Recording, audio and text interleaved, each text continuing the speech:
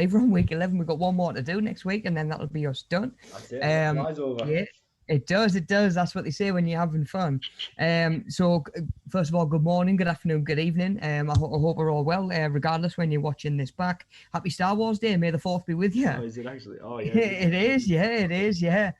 Yeah. So, yeah, how's things over your way, Daniel? How's tricks, buddy? Good, man. Yeah. Managed to get out yesterday for the first time, and saw my mum. We went to go and have some food on like a rooftop. But Oh, amazing! it was yeah. covered. It was kind of covered though, obviously, because the weather was so bad yesterday. But it was good to kind of get out, and it was the first time I've been out since. So it was nice, actually, you know. And yeah, nice change of pace. And yeah, I just enjoyed the bank holiday. Other than that, how about yourself, man? All right, buddy. All right. It exactly the same over this way. Weather's been absolutely terrible, but then that is the crack for an English bank holiday, isn't it? You know, it's kind of what you expect. Bank holidays, it's going to rain on Monday. You can pretty much set your clock to it, like. But yeah, other than that, buddy, not bad at all. You know, it's been nice. It's been obviously the weather's been a little bit wet, but at least it's been a little bit warmer. You know, compared to a month or two ago. You know, we're getting there. It seems like you know, in terms of restrictions being lifted. So far, so good, you know, touch wood, you know, dare I say, hopefully we can just keep progressing in the same direction as long as, like, again, it's safe, it's all done at the right pace. And hopefully you guys at home as well are starting to, hopefully, you know, make the most of some of the changes that are coming in again now. Something that we're going to look at this morning as well is, it's really well timed, to be honest, because we're going to be looking at what is available sort of within your area, you know, what's local to you when it comes to fitness, things opening up again. You know, I'm sure, of course, that all of our learners are based in different areas, you know, so your local leisure centre might be different to somebody else's. So anything you do find as well, by all means, do sort of feed back to us, you know, because I'm obviously over Durham way. Even then, I can probably only tell you what's going on in the shops nearest me, the gyms nearest me, that sort of thing. So, like I say, it's going to be different all over. I know this sort of back end of last year, between lockdowns 1 and 2, when things sort of opened up again for a little bit, I know that obviously gyms were doing things differently. Yeah. Some gyms you could just turn up, some gyms you needed to book in and turn up for a specific slot. And of course, that it's sort of at the gym's discretion and the way that they want to do it, and sort of make sure that they're keeping up with the guidelines and the rules and all of that at the minute. So, you know, what one person finds to be the crack in their local gym might be totally different to yours, you know. So by all means, do have a little bit of a look. You know, maybe you're actually in the position where you're thinking, okay, it's great that things are opening up again, but I'm not quite ready to go back. You know, I have spoken to a few people that aren't in any particular rush to go back to a gym or something like that, you know. But now is a good time to start, like I say, get an idea what is local to you, what's available. I'm sure that certain sort of either independent sort of trainers, fitness classes, stuff like that. Some gyms even might, you know, have some kind of promotional offer on as they're opening up again, get people interested, get people back through the door. You know, so it's a good time to be doing a little bit of research, you know, and just sort of saying, like I say, what is available, what's gonna be available, and of course, given everything we've talked about over the last 11 weeks, thinking about sort of what actually interests you as well, you know, and we've talked about that quite a lot. If you can find something that interests you, that you find engaging, like I say, it's not always about being the best or naturally gifted or being sort of able to sort of hit the ground running with something, but as long as you don't. As long as you're engaged in it, you know. So there's a lot of different options out there. I, for a lot of years, kind of had it built into my mind that for fitness meant gym, you know, fitness meant the gym. Everybody should be going to the gym. And it's only really as I got older, I went away and got my qualifications and learned more about, of course, what fitness actually is, how it applies differently to different people. And, you know, I started to sort of change my mindset on that, you know. And even, of course, we've got walking groups out there, we've got running groups out there, we've got competitive sport. I know the likes of netball, five-a-side, that sort of thing's back. A lot of those sort of close or contact sports, you know. Then we've got stuff like me and Alex actually picked up a little bit of like rock climbing or a little bit of bouldering. Really, really interesting, you know, because you're working muscles that you wouldn't use if you just went in and necessarily did like if you went in and did a chest day, you know, and you were just doing like chest press and whatever else it's going to be. you're going to use so much more muscle doing what we've talked about over the last 2-3 months, pretty much being sort of what we call functional training. You know, I remember the first time I ever went bouldering, which is pretty much rock climbing, but you don't have the harness on because you're not high enough to need the harness. It's more sort of lateral movement. You're moving along the wall rather than just going straight up and straight down. And mate, I couldn't move the next day. I was absolutely in bits. I don't know if you've ever done it, have you?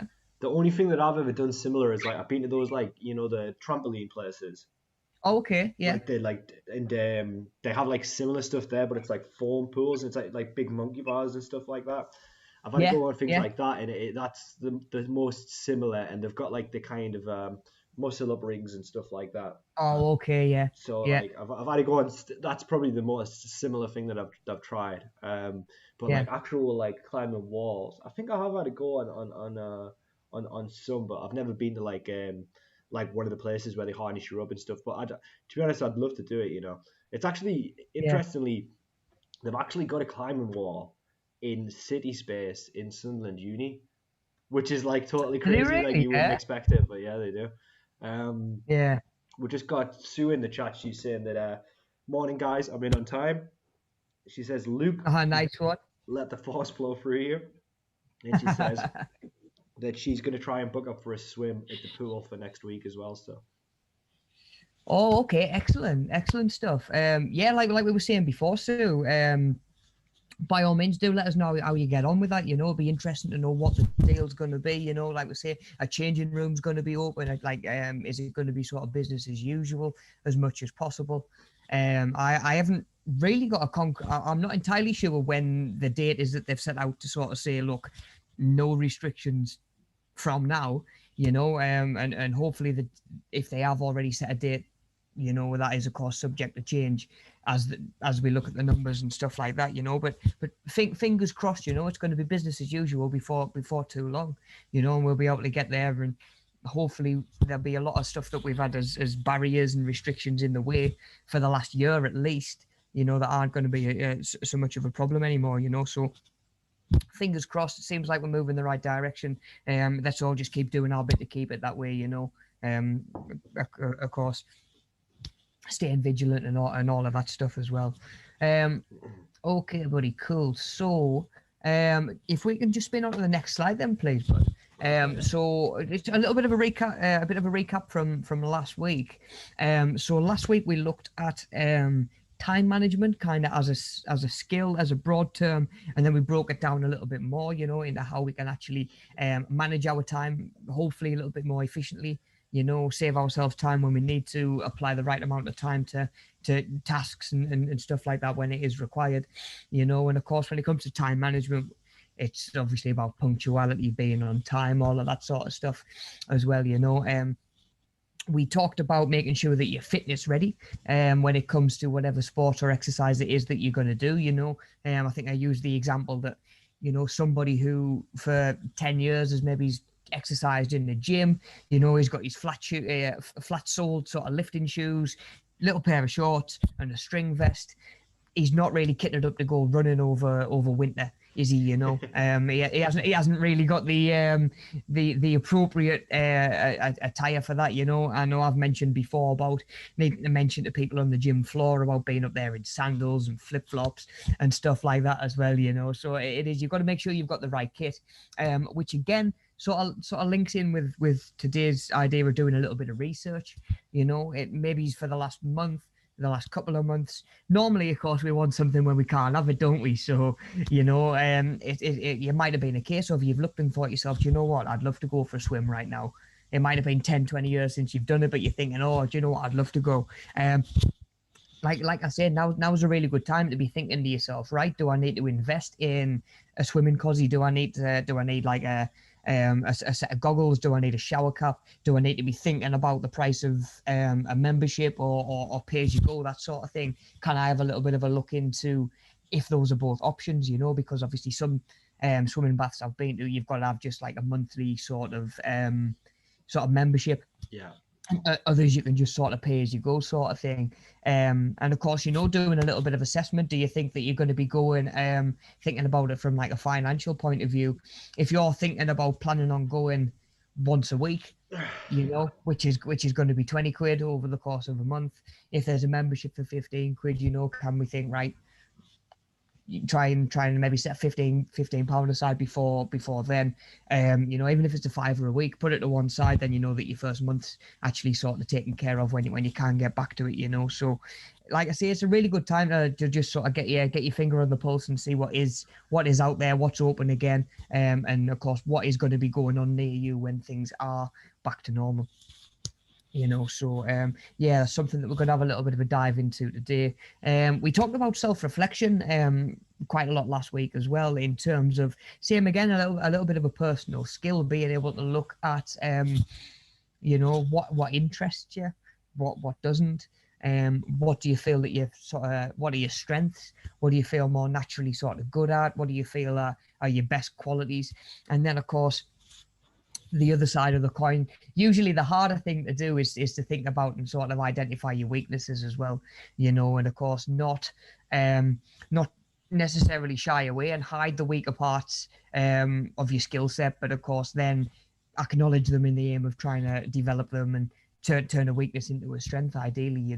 It's a really good thing. It's a really good skill to have. We sort of applied it to fitness last week as well, thinking about, okay, I like this sport, but in order to be better at this sport, I need to do this and this, or these aspects need to be better. Acknowledging them is one thing. If you don't do anything about them, your ability level is going to kind of stay the same. The whole point of self-reflection is picking out them weaknesses, so we can actually sort of pull them apart a little bit and start to develop the areas that we feel that we're maybe lacking a little bit.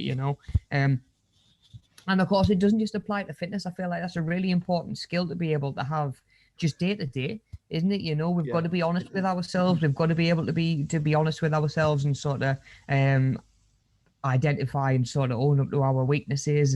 And like I say, give ourselves credit for our strengths as well, because it's amazing how many people I've met over the years that actually find it hard to sort of praise themselves, or sort of have confidence in their sort of in their own abilities, be it like either that they're quite modest, they're quite humble, or maybe they just don't have the self-esteem or sort of the self-confidence to be able to really big themselves up.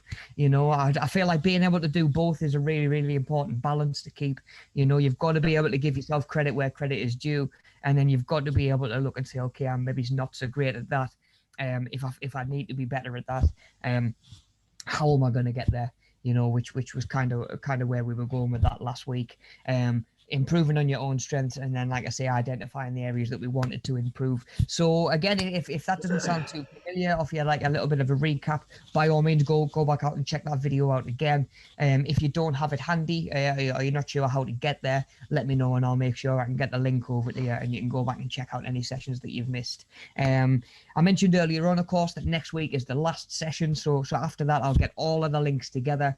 I'll get all of the sessions together. I'll put them into one email and I'll send them out to everybody as well. So you've got all of them in one handy place. You'll have workbooks there in case there's any that you're missing.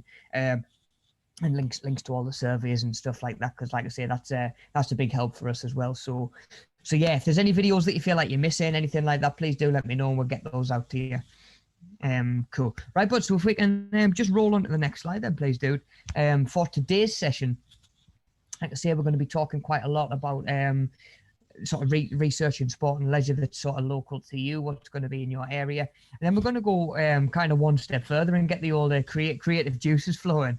We're going to be thinking about making your own fitness session or your own fitness class, which is, it's kind of, there's people out there that is their job, at the end of the day, or kind of, they might go around and develop different classes for different gyms, different establishments, stuff like that, but it might just be a PT. The guy that came up with Insanity was just a guy that was doing his own thing, and then all of a sudden he was getting a lot of hype around what he was doing, and he put it together and packaged it and sort of marketed it as Insanity, and of course it took off and did really, really well.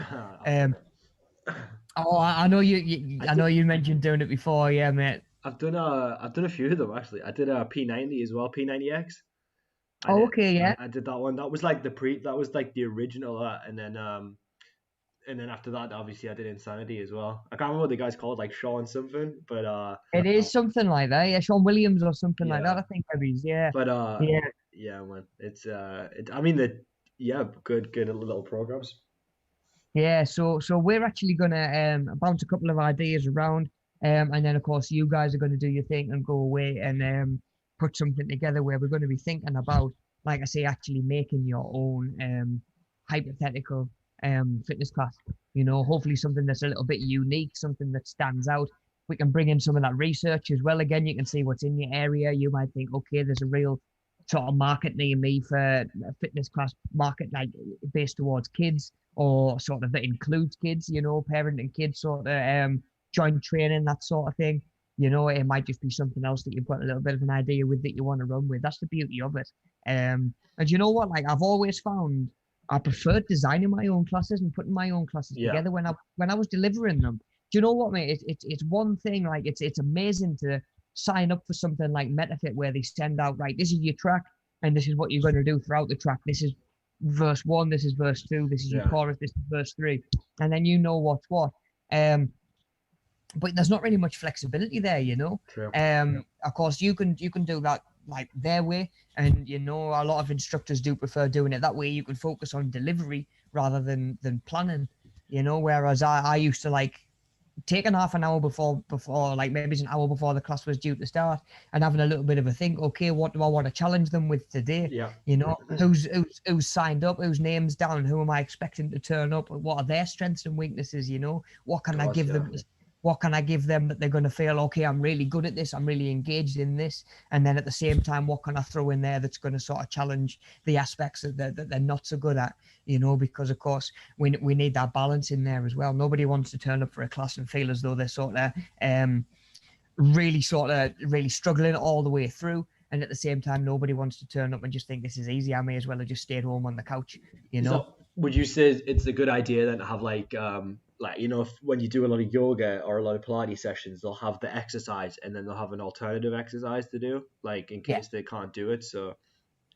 Yeah, it's maybe a and good I, idea. yeah, definitely, that's a really good point, mate. And I used to, and of course, you'll know if you've done any of the workouts from the Media Savvy channel that we've got up there now. I always do try and make sure that there's an alternative in there.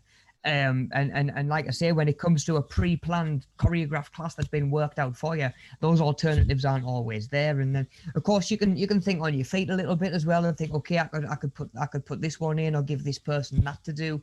At the same time, if you've got 9 names, if you've got like 10 names on the sign-up sheet and you know that 9 of them aren't going to be able to do the finisher, Yeah, you know, that choreographed class is a little bit sort of you're gonna have to give them something else to do at the end anyway, you know, so that class isn't maybe the most suitable for those people. yeah. And then like I say, when you're putting it together yourself, there's that little bit more flexibility there with that as well, you know. And then like I say, you can put all sorts in, you know, really keep it fresh. I would always make sure that, like, from time to time, you know, sometimes we've got medicine balls in, sometimes we've got the sled that you put a load of weight on and push it or pull it, that sort of thing, you know. I kind of went through, I was doing like, what was that? I'm trying to think. It's been so many years since I did certain things with certain clients now.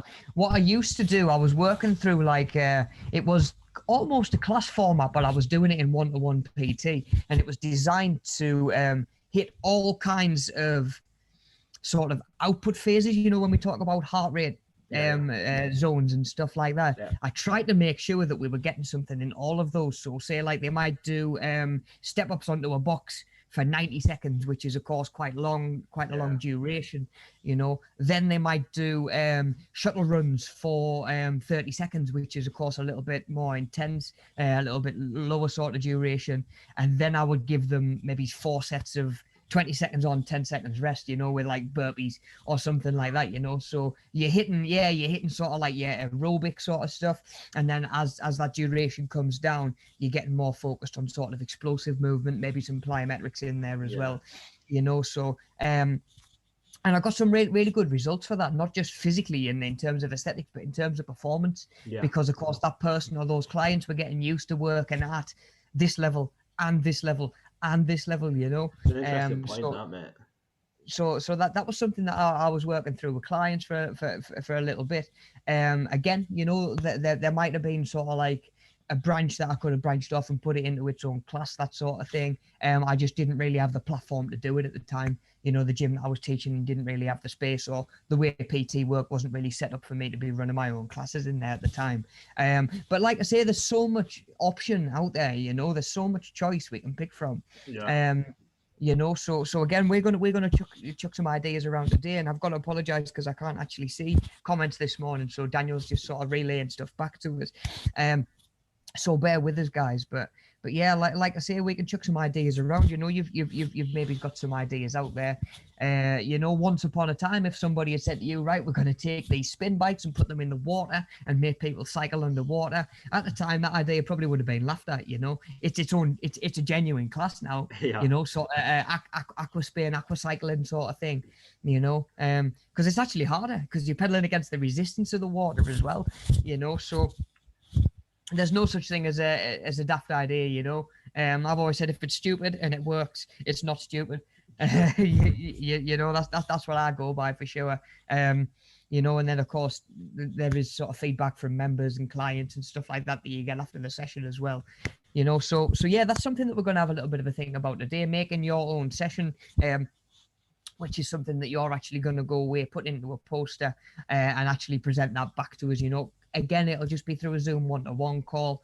You don't have to do it in front of a group. There's no stand up in front of the class or anything like that. You know, we don't need to worry about that. Perform it in front of the class. Yeah, oh yeah, that's it. Yeah, pretty much. Yeah, we'll do a Zoom one-to-one call, and I'm just going to sit there for 45 minutes and watch you do your session, and just shout out like 5 more, 2 more, 1 more, and then do that old thing where you sneak a couple of reps on at the end as well, because I was always one for that as well. Oh, I hate that. That's the worst thing ever. Where it's like, oh, it's the last one. You're like, one more. And you're like, what? Yeah, like, it was the last one like 2 times. Oh man, honestly, but I got to the point where, because I was always counting, a lot of my clients over the years realized that they didn't need to. I was always kind of, even just subconsciously counting. I got pretty good at sort of holding a conversation and counting in the back of my mind at the same time. You know, I think I mentioned before, like when at that point, if I was watching like a movie and there was a prison scene and there was somebody doing pull-ups, I missed the full scene because I was counting how many pull-ups somebody was doing. Like, honestly, it was I got so bad for it, you know. And then yeah, when you get to the end of the set and you'd be like, oh, 2 more, and you'd be like, no, the client knew that was 12. Do you know what I mean? That was 12. You said 12, and then at the same time, I'm like, look, I know full well by how you're performing, you've got a couple of reps in there. I'm not going to let you stop when just because you're done. You know, I'm going to get a little bit more out of you as well. So again, you know, depending on how your class is set up, you might actually be able to give yourself a couple of stations where you know that people on those stations, you know, you're going to be there to be on top of them, be it sort of deadlifts, where you know, you can sort of keep an eye on the rest of the class, see what's going on, but you can really give a lot of your focus to the person that is doing deadlifts, because you need to monitor that technique a little bit more, you know. If your class is set up in a way that you sort of can't really dedicate much time just to one place, and you do feel like you're going to need to be all over the place, then you maybe need to think to yourself, okay, is deadlifts or are deadlifts suitable for today's session? You know, that sort of thing. How much attention can I give to people doing this exercise? That actually needs quite a lot of sort of observation and sort of coaching and sort of feedback, you know. Again, how many people are you expecting to turn up? Are you going to have a little bit more time to do stuff like that? You know, or if you've got 20 people booked in, you know, you've got people set up down there, there's exercises set up over there, the sleds over there, because that's the only place we can use it. Like I say, so again, we're thinking about how you're going to divide your time up as you're delivering the session, you know, and of course, again, what exercises are you picking, or what exercises are you picking? Again, you know, I've always mentioned there's no real right and a wrong way to do it. That's the beauty of it, you know. That's what I always loved about it. As long as you can sort of justify why you've put things in a certain place or put things in a certain order, even in your own mind. Do you know what? No one, a member or a client or a customer is not going to say to you, well, why have you put all 5 legs exercises back to back? You know, whereas you might be thinking to yourself, okay, I really want the focus to be on legs. So rather than doing legs in upper body and giving legs chance to rest, I'm going to really put like all the legs exercises together and really get them working. You know, that's really going to lean into sort of the endurance side of things. You know, when we've talked about different components of fitness, that, like I say, that's going to work on endurance, because, you know, your quads might be working one exercise and then again on the next and again on the next, and they're going to be burning out as they go.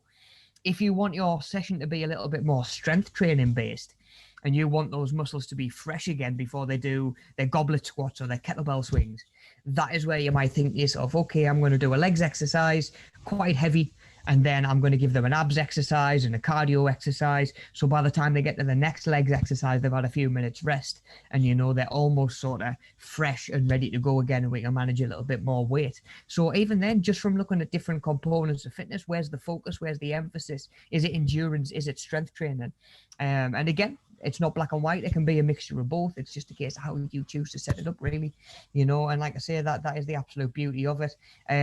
The amount of times, you know, we've said to learners, go away and think about your own fitness class. I've never had the same one back twice. Yeah. You know, it tells you how much options out there. And you know what, you can really put some of your own personality into it as well, and your own sort of spin.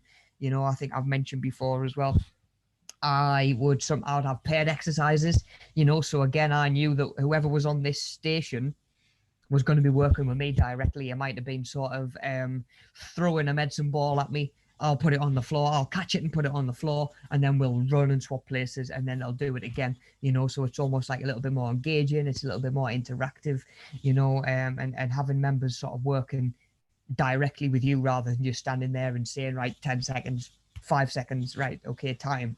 You know, like I say, there would be some weeks I would have a station set up, and if it was press ups, I would make sure that if somebody was on that station, I was there sort of mirroring them. So they'd do a press up, I'd do a press up with them, and we'd sort of high five in the middle, that sort of thing, you know. And I'd just go at their pace, high five in the middle. And you know what, having somebody working with you can motivate you so much more, and you get so much more out of people. Because they know that you're there, like they're watching, and it's all right. Okay, I'm going to do one more, you know, as opposed to if you're down the other end of the gym or the other end of the hall or wherever it is that you're doing it, and you're watching somebody do bicep curls. It kind of really doesn't need observing, you know. It's in a lot of ways, bicep curls quite hard to get wrong. You might be better off up there sort of engaging with someone who's struggling, who might work for the first 30 seconds and then just sort of sit and just, you know, sort of disengage, sort of switch off for the rest of that set because they do feel tired. You know, you can make sure that you're going to be there and working with them. What I did find, though, was when you've got 10 stations and you've got 10 people in there, there is always somebody doing press-ups. Right. So I did 10 sets of press-ups in a row, so I was wrecked by the end, you know. But again, if you've got 10 stations set up and you know that you've got 5 people booked on, you know that 50% of the time that station's going to be free, so you can be elsewhere, if that makes sense. You know that not every set there's going to be someone there doing the exercise. So during that time, you can go elsewhere, check other people, check form, whatever it's going to be, rather than needing to be there the whole time, you know. So again, thinking about your time, thinking about how you're dividing it, thinking about, you know, your own personality and putting your own spin on it as well, you know. I'm really interested to sort of see what you guys come up with. You know, I'm always interested to see some of the ideas that we get. So following the presentation, which again will just be you sort of relaying your fitness class over to me, I can just give you a little bit of feedback. We can put it in the evaluation section in that last workbook, and that workbook's done. You know, frees us up nicely to spend the next couple of weeks booking in any one-to-one calls that need to be done for either this poster or the last one, you know, and just getting things sort of sorted and finished up. And then we can have a little bit of a recap on everything last week. If there's anything that we've sort of gone over that you'd really like me to focus on again, let me know and I'll make sure that that's included. If not, I always like to sort of circle back to nutrition on the last session, because it's been a couple of months since we looked at it the first time, and I don't feel as though it ever hurts to sort of brush up on your nutritional sort of info and knowledge, because do you know what, it's one of them things that, again, it's a skill. We're always updating it, we're always practicing it. So again, we'll have a little bit of a recap on that next week. And then, like I say, that'll be us, bar finishing up little workbooks and stuff like that and getting stuff sorted. Cool. Right then. If we can just roll on to the next slide then, please, bud. So we've got a little bit of an exercise to do. I'm going to be tough not being able to see the chat, but I know Daniel's watching it for us. And at the same time, of course, we can just bounce some ideas around between the pair of us, buddy. So we're looking at work-related skills because, of course, a lot of the skills that we're working on when we're talking about fitness and the fitness environment, the beauty of sort of fitness and that sort of thing as a discipline is that these skills do apply to the rest of your life as well. So it sort of works twofold, doesn't it? You know, because you've got the fitness and the exercise that you do in a gym helps the rest of your life be a little bit easier, hopefully. You know, you're a little bit fitter, you're a little bit more active, maybe you're a little bit more mobile. And at the same time, you're also developing skills that apply elsewhere, you know, be it discipline. It might start as discipline to do the exercise even when you don't feel like doing the exercise, and it might translate into the discipline to do that last piece of work that you need to do before you finish for the night or wrap up for the weekend or something like that. Or you know, it can be anything like that, you know, making sure that we're hitting that deadline for sort of like a meeting at work or something like that. At the same time, when we're talking about fitness, timekeeping, you know, if you're turning up for a class, if you're turning up to meet somebody else at the gym, if you're turning up for a certain time for a PT session, those skills also carry across in the rest of your life, you know, turning up on time for meetings, social, like socialization, that sort of thing, you know, meeting somebody at the restaurant at the time that you've said that you've gone to and not being like an hour late or something like that. You know, these skills do translate elsewhere in your life as well. They're really important, especially in the workplace. Okay, so the following 4 slides are going to contain 6 cards, 3 keywords and 3 descriptions. So all we're doing pretty much is matching up the sort of the description or the keyword with the description. So if we'll roll the next slide, please, buddy, we'll get a little bit of a look at that. So all we're doing, you know, these are skills that, again, you know, are going to be really helpful in the workplace, as much as we can develop them within sort of the fitness industry and the fitness environment as well. Like I say, they're going to go so far in the workplace as well. So we've got being organized, being confident, being understanding, being committed, being professional, and being motivated as well. Yeah, so these might be words that we've sort of come across before, and some of them might not be, you know. And we're just going to try and match them up with the correct sort of statement from the bottom 2 rows of that grid. So organized, just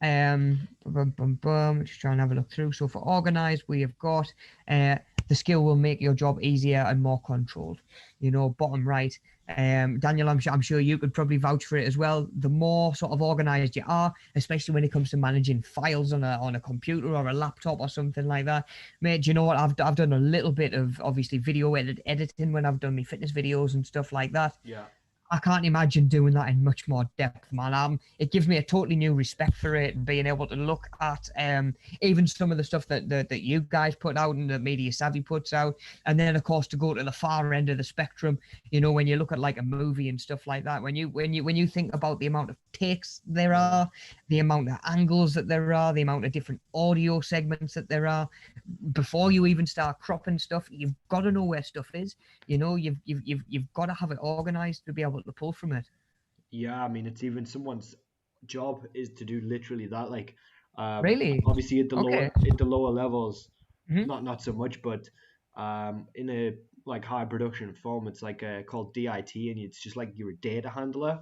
So you're Right. responsible Well, for the that's interesting. metadata, which is basically the labeling of all the cuts. And so as soon as that stuff's shot, you get it uploaded, you label it, you organize it. So you've got like scene 4, shot 1, scene 4, shot 1, take 2. So it's like Mm-hmm. whenever the editor is gonna go and have a look at that, everything's already organized for 'em. So that yeah, it makes everything so much more streamlined, because basically whatever time you're spent looking for the thing you need to do, it's time you're not spent doing the thing. So it's like, That's the it. more organized you are, the more, efficiency you're going to have just overall. Mm-hmm. Oh, absolutely, mate. Yeah, and you know, I didn't even realize that it makes sense because I've looked at it and thought, you know what, I couldn't imagine trying to do this at the same time. I was actually editing stuff, and like you say, but if you're spending time doing something else, you're not doing the thing that you're trying to do or supposed to be doing. Or again, when it comes down to a work environment, you don't need to be doing, you know. And then we can come all the way down to the other end of the spectrum with that as well, and think about, okay, like, can that just be, I've got my work uniform laid out the night before. Do you know what I mean? My lunch is ready, my bag's ready to go, and free yourself up a little bit more time in the morning. It reduces the chance of getting to work and you've left your laptop or that folder or your dinner, you know, or anything like that, you know. So it is a skill, and like I say, it's a really handy skill to sort of have, you know, in terms of just knowing where you're at with stuff, what needs doing. Organization will go a long way and actually save you a lot of time, you know, when it's again coming back to that time management thing and quality of work and stuff like that, you know. I've even done it with clients before, you know, again coming back to fitness, where I've said to them, look, like, I know you struggle to get in the gym first thing on a morning, but you're struggling even more to come after work when you've done a full shift, you know, when you've maybe gone and picked the kids up, taken them home and fed them, sat on the couch for half an hour, Yeah. and then you've got to come back out to the gym. I said, can you, you know, again, if we can come for some PT, can we maybe knock your hour session down to half an hour? So now you've not got to be here at 6. You can afford to get here at 6:30. Can you lay out all your kit the night before and save yourself another 10 minutes? You know, can you have your coffee in the mug ready to go that just needs the hot water? You know, now all of a sudden you don't need to get there for 1:30. You can get here for 22. You've bought yourself 40 minutes there. That's either 40 minutes more sleep, or it's 40 minutes to obviously get yourself maybe something like a good breakfast, Yeah. or pull something together, you know. Like I always say, we've got the same 24 hours in the day, we all do. It's just a case of how we're using them and managing sometimes our other resources as well, you know, to just help streamline everything, and just stay as organized as we can. Okay, so the next one that we've got is confident, yeah? Yep. To be confident. So is Sue still in the chat, buddy? Can you Let's have see? a quick look, mate. I think she might be. The last thing she said is it's hard to remove the personal masks we wear every day, but it's empowering to do so in order to have a self analysis, which is You pretty know, that, true. that, Yeah. that, that is, yeah, that is a really good point, you know, and really summarizes it quite well. Um, you know, I think it is easy to. I think we feel as though we all have to present ourselves as infallible, don't we? You know, we all have to be, you know, incapable of error, and you know, some of us are even more sort of what you'd maybe call a perfectionist than others as well, that are really, you know, conscious of letting people see their faults, and maybe taking that sort of mask or that persona off, you know, that we do feel like we need to wear. Because if you can't be honest with yourself, who can you be honest with, you know? I think that humility is such an admirable trait. You know, being able to kind of own up to your faults, and being able to take ownership over your actions. I think are two things that actually, that it's there's a interesting kind of, it's like almost like irony there, where like people who are stubborn or are perfectionists, in their mind that's like, they're being like tough, right? But actually it takes a lot more guts to be able to, take ownership over stuff, and to be able to be like, listen, I'm not perfect, or that isn't perfect. So I feel like definitely that's I told more to your point. I think that's 100% the crack. Yeah, definitely, really good point, Sue. Okay, so on confidence, yeah. So for this one, we've got over time you become more confident within your job, yeah. Yeah. I've got like an answer slide ready to go on the next on the next slide actually. Tell you what, buddy. Actually, if you don't mind spinning over to that one, we'll just work through and have a little bit, Yeah, of course, just man. obviously have a little bit natter as we go. So yeah, over time you'll become more confident within your job, and I can't stress that enough. You know, there was a time where Mel actually wasn't feeling very well. About this time last year, actually, and she rang me and said, "Look, Rob, will you jump on and cover a live stream for us?" And I'd never done it before. I'd never really done much. teaching before. I'd obviously done like shadowed Mel. I'd been working in the classroom with Mel and stuff like that. And obviously, like I say, the thought of going on a live stream, it was just so like it's hard to be confident in your ability in something that you haven't done before. I think, you know, if that makes sense. So So true, yeah. sort of naturally you start thinking about what could go wrong and stuff like that. And you know, when I started doing it regularly, you know, you're talking like that butterfly feeling or something like that. And not just this, you know, I remember the first time I had to walk into a gym as a qualified PT and start saying to members that had been there for a year, 2 years, 5 years, right? Oh, I'm the new guy, but yeah, you can listen to me, like I know my stuff, sort of thing, you know. And again, over time, that just become more and more natural. Yeah. You know, I've mentioned before, I didn't want to teach classes at first because, you know, part of it didn't really think that was my style, and you know, part of me was sort of doubting my ability to watch 5, 10, 15, 20 people all at once and give them the right information. And again, I started doing it, and sometimes it is just a case of chucking yourself in at the deep end, really. And the old sink or swim. I heard I can't remember where I heard it now, but I heard this philosophy of if someone asks you to do something, of course within reason, it was there was context behind it. But if somebody asks you to do something that scares you or sort of it seems a little bit daunting, just say yes, and then you'll figure out how to do it later when the Yeah. pressure's on.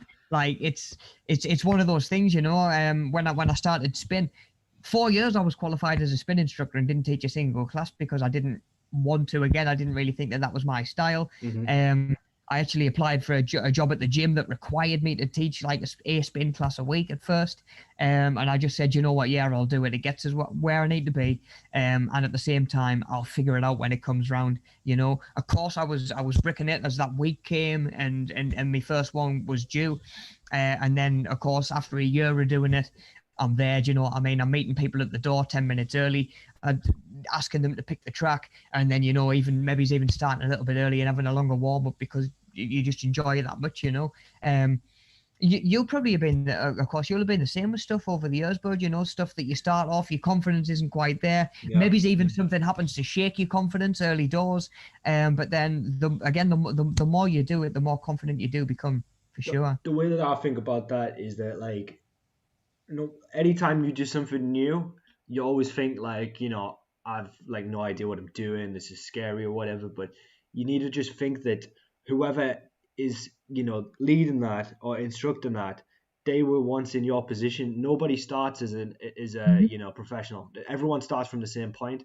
So it's like that's it. It's just kind of realizing, if you make mistakes at first or whatever, it's fine because literally like so some people can gatekeep certain things, like for example, like you get those people in the gym that like they like to act as if they've always been that way, but they wouldn't. It's not the case.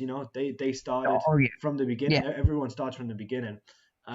So you find that's much less common though. It's very rare that you get that, but there are people who try to gatekeep stuff. But yeah, it's just remembering that. So it's remembering that everyone starts from the beginning, and that's it. And there's no shame in that. And it's just you're doing something new, and it's as you said, it's never the first time you're doing something.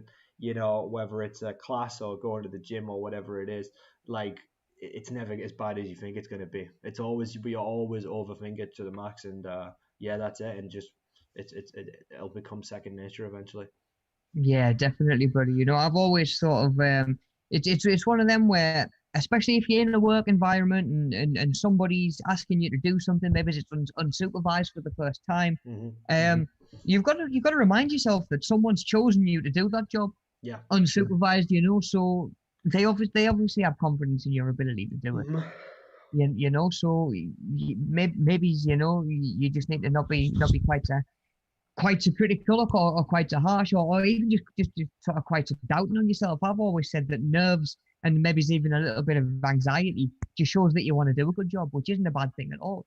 You know, Definitely. it is, and sometimes like Daniel says, the more you do it, and certainly the more success that you come to have at something, the more your confidence is going to grow massively. You know, It's. but I mean, it's an integral part of growth really is in learning. You can never, any time that you're learning, a new skill, or you're doing like a new job or anything like that, you're always going to have that feeling. And is nice and as important comfort is, Mhm. it's, you need to be able to get out of that, and do stuff, because it's the only way to learn really. Every time you embark on something new, there's always going to be a little bit of that kind of fear. So it's like, it's key to learning really.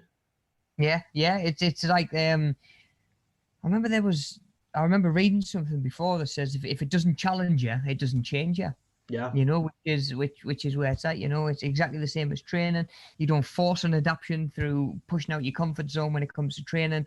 Um, you don't lose weight, and maybe the muscles don't grow.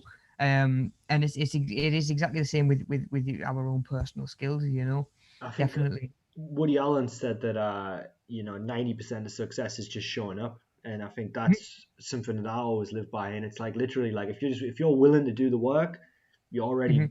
better than like 9 out of 10 people, because if you go there and you're like, right, I'm here, I'm ready to work. I might not be the best at this particular thing, or I might not know the best, but I'm here and I'm willing to do the work. Yeah. You're already better than most people who, because that's the thing. It's getting there that's the hard thing. So, Mhm. you know, Yeah. if the actual performance initially is not the best, it's something you can learn and get better at. But the key thing is that you're there. So, Yeah, yeah, definitely, mate. Which actually links to a couple of the next ones that we're going to talk about. Of course, in terms of commitment and being motivated and stuff like that. It's not all about your black and white ability to do the job necessarily, is it? That there is a lot of other stuff sort of involved, especially when it comes to like motivation and same again, a little bit of problem solving, like we talked about last week as well.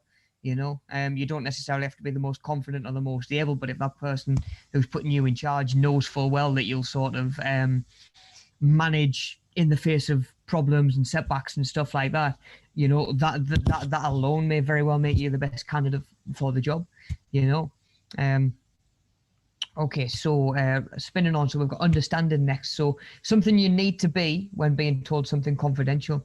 Of course, you anyone who approaches you as a colleague, as a learner, as a client, as a friend, when you're being told something confidential, something that's maybe is a little bit sensitive, um, they don't, or sort of your job really is to not make them feel judged, isn't yeah, it? Really, at the end of the day, especially if you are in sort of like authoritative role or something like that, But again, I have obviously no authority over family and friends or anything like that. But when someone comes to me with a personal issue and he says, "Look, I just want to talk to you about this. Do you mind if it stays between us?" Of course, it needs to stay between you to honor that trust. But at the same time, you need to be sort of as unjudgmental as you can, really, don't you?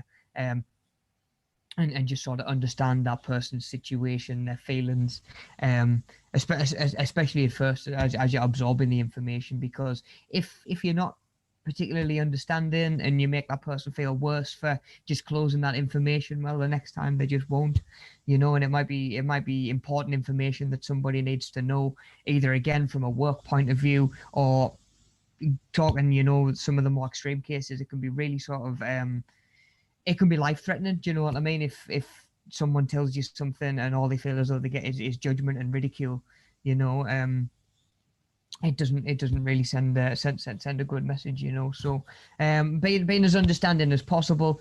Again, I can't think of what it was, and I've read it this morning, and it's going to wind us up now. But it's pretty much everybody is fighting some battle. yeah, You just don't know it. Be kind always. Really, really, really good words. true, man. Everybody's got something going on in their life, that isn't so great, that's challenging, that's a bit of an obstacle. They're just not going to let that be known to everybody around them. Force them, yeah. We need to be a little bit more understanding and realizing that just as our own lives might have their own challenges, so does everybody else's. you know and Definitely. like I say, we need to be as understanding as we can through that, especially when someone's coming to you in confidence. Wibbs is uh, just popped into the chat there. He's saying that he wants to get back to the gym, but he can't get motivated, and he's asking if there's anyone else on the chat at the moment. I know Sue was just there before Wibbs, and yeah, I'm sorry that he can't get motivated, mate, and I hope that that you get that motivation soon, and as things are starting to get a little bit better with COVID, hopefully that'll pick back up again, and it might be a little bit easier for you to get there. Yeah, definitely. Be interesting to know. And again, we by all means drop us an email if you do want to have a little bit of a natter about it, buddy. It might be a case of trying to figure out, trying to find something that does sort of interest you and excite you a little bit. It doesn't necessarily have to be the gym. If you've been to the gym before and really enjoyed it, it might be something to think about. Okay, well, now it's available again, and it was something that excited you before. Why does it not excite you again right now? Is there maybe some apprehension there? Is it anything to do with COVID and the pandemic? Is it just to do with sort of getting back out there and amongst other people, because that's something that a lot of us are going to have to deal with as things sort of open up again. I can think of a lot of reasons right now that people wouldn't want to go to the gym. Yep. Or wouldn't necessarily have the motivation to go to the gym, and I find that sometimes the best way to dig is to start digging and just sort of figure out, well, why am I feeling certain ways, or what is it specifically, because if you can identify the barrier, it makes it a little bit easier to find a workaround, and try and find something that will get you a little bit more active. And of course, your goals are relevant as well, buddy. Do your goals and your targets and what you want to work towards, do they necessitate a gym? Or is it just a case of being a bit more active, being healthier, drop a couple of pounds or whatever it is, there are other ways you can do that might motivate you a little bit more right now other than the gym, Yeah, that's a really good point there. I think Wibbs that Rob's saying that it's like, if the gyms, you can't get motivated for the gym, take baby steps, man. It's been over a year and we've been on lockdown, so you don't need to rush back. And I think that if so maybe just going for a walk that day, that's still a good form of exercise, and if you break it down and you make your goals a little bit more attainable for how you're feeling, then I think that's a good idea. Yeah, of course. And it's a sort of approach that I've used over the years. I've mentioned before, I've had people come into the gym to sign up. I've had half an hour chat with them, and I've actually sent them away without signing them up and said, no, go do this instead. Do you know what I mean? Like, you'll get more out of it, and you're much more likely to stick to your fitness goals and reach your fitness goals if you go and do this. And then, if they do decide to come back, and you can say to them, right, now's the time for you to join up, we'll actually get you there. That trust's already there. Do you know what I mean? But it's probably worth mentioning as well that, of course, commitment and motivation are two separate things, even just on this grid, so I've always sort of mentioned that motivation is fleeting. Motivation will come and go. There'll be days where you feel really motivated, there'll be days where you don't. What we need is the commitment and the discipline to still do the stuff that we need to do on the days that we don't feel so motivated. But that comes with time, when you're starting to see some results, and you maybe are starting to get the bug a little bit and your things are moving in the right direction. It's really hard to motivate yourself when you've got no feedback that you are moving in the right direction at the same time. Do you know what I mean? And sometimes even just going and signing up for a gym membership can do that and motivate you a little bit more. But again, it comes down to the individual. It comes down to what direction do you really need to point yourself in at the minute. So again, Wib, if you do want to drop us an email, I'm more than happy to try and sift through some of that with you. And again, it links in really well with today's idea of doing a little bit of research about what's sort of available to you locally. Could you think about swimming? Could you think about like walking, that sort of thing? Is there, I don't know, is there like, it might be a particular fitness class that you want to go and do? It might just be like a spin class or something like that. You might be able to find some chair-based exercise classes if you find that you're sort of better from like a seated base and you'd rather really start off small. But yeah, motivation will will come and go, which is where the rest of these skills actually come in. It's hard to be all of these things all the time, you know. It's just a case of managing that as best we can, and again trying to stay on top of that, you know, and utilizing as many of these skills as we can at once, you know. So committed, we of course have just mentioned something that you need to be to achieve your goal, you know. Again, when it comes to motivation, you need the discipline and the commitment there as well. You know, you need to make a decision that, right, this is where I want to be, and I'm going to do pretty much everything within my power to get myself to that place. It's handy to set like an idea of like a time frame.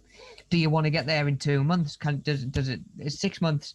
Have you got 2 years? Is it going to be an ongoing thing, you know?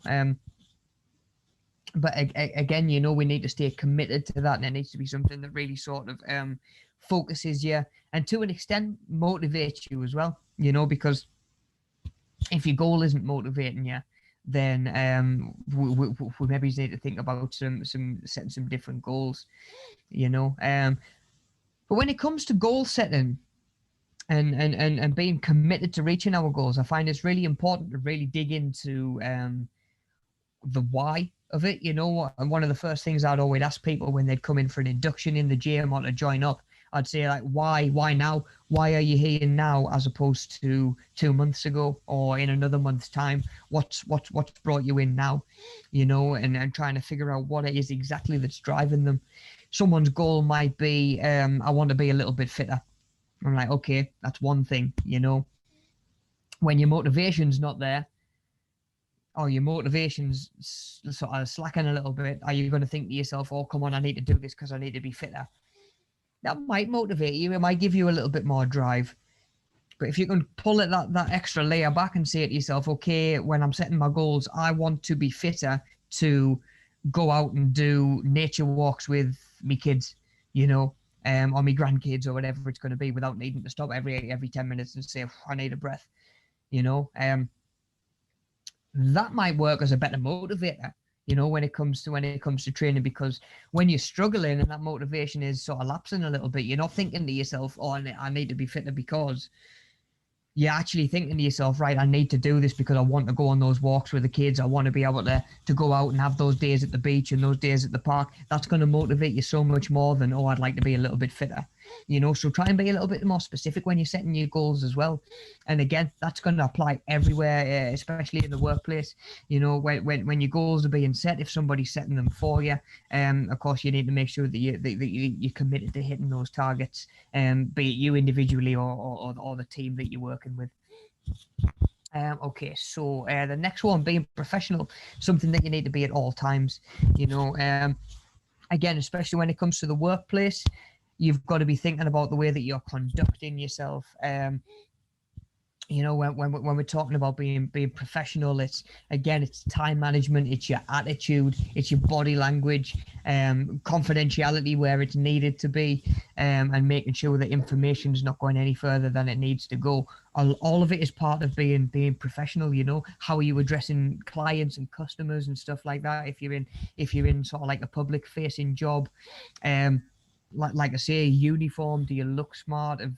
If you sort of rolled out of bed, hide on clothes that have been at the end of the bed, got a load of creases on them, and you've just turned up at the last minute? Or, you know, do you get up, do you put on like, obviously depending on what the role is, what the job is, I wouldn't say turn up in a three-piece suit if you're working at a construction site, but at the same time, it's just making sure that you're turning up with the right stuff and your attitude's right as well, you know. People, colleagues, customers, clients, and know that they can rely on you, and they can expect a certain level of professionalism, you know, which is going to go a long way. And then we've got motivated again, which is something that I did just kind of go into a little bit, you know. When it comes to motivation, it's going to help you keep dedicated, but you notice that keyword help. You know, it doesn't keep you entirely dedicated, because sometimes the motivation is not going to be there. Now, I've had clients drag themselves through the door for a PT session and they've said, you know what, Rob, I'm not really feeling it today. And exactly like Daniel said earlier on, part of it is just turning up. And I'd say to them, look, everybody can do it when they feel like doing it. Everybody can have a good session when they feel motivated. Everybody can do the job well when they feel motivated. What do you do when that motivation's not there? Well, that's where the commitment and the discipline comes in, to make sure that the job is still getting done, even when that motivation sort of left you at the altar a little bit, because it will come back. It will come back, you know. And like I say, it helps keep you dedicated. It doesn't do that job entirely for you, you know. The way that you need to stay engaged in your goals and your journey and the job at hand is going to differ depending from barrier to barrier and setback to setback, you know, which is why it's so important to have a little bit of a think and dig into those barriers a little bit more and find out what's actually getting in the way. Okay, cool. So we've got another slide. We're just going to do exactly the same thing. So if you don't mind rolling on that next slide, please, buddy. Yeah, of course, yeah. Just Okay. saying that Wibbs said he said, cheers lads, great ideas. So obviously he was just Oh, of responding course, to some buddy. of the Yeah, stuff yeah, that we yeah. said about suggestions. Always happy to help, you know. I find that sometimes when it comes to fitness and starting part of a new fitness journey, of course, there is feeling anxious. And of course, we always talk about needing to step outside your comfort zone a little bit.